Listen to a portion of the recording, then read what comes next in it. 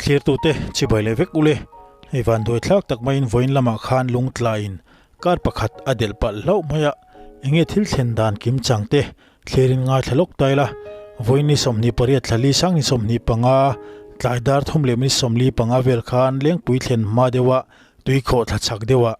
kong chaka tanga lungtla in kara dela mi pali chuangin mi pathum an thi ani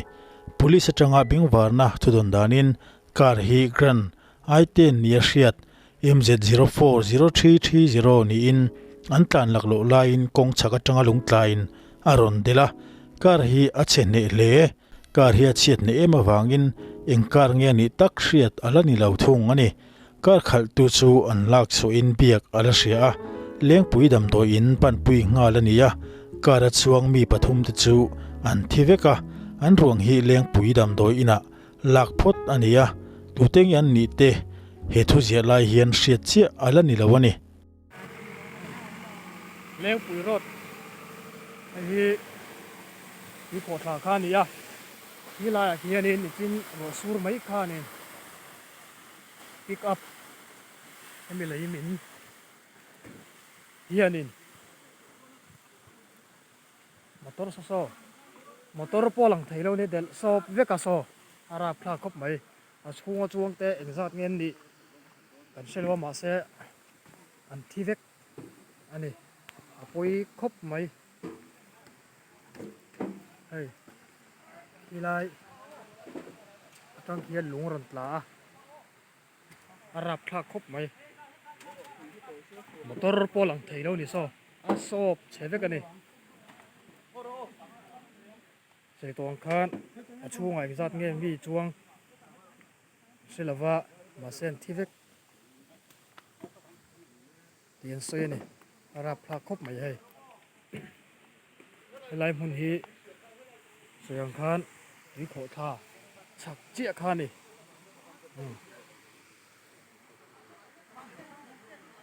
pui khop mai puk pui kho tha chaka khan khi lama tanga lung hek ron tla khian layak helayakar ti adela chunga hian mihring ta pon la oma chunga hen la lak chhuah lo ani a boi pui mek ani le tlawng ngai ten le top chhoin boi pui mek engzat nge chuang chi ala hriat lo wa hian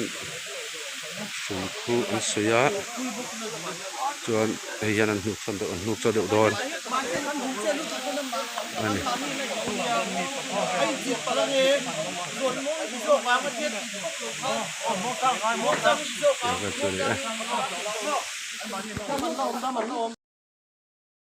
leng pui pu pui a hei motor del ani tuna hian kara mi pathum an chuang in kan ria halom khop mai hei tui kho tha chak khet vel khani o khating khathil thlen dan ania a zia lo khop maya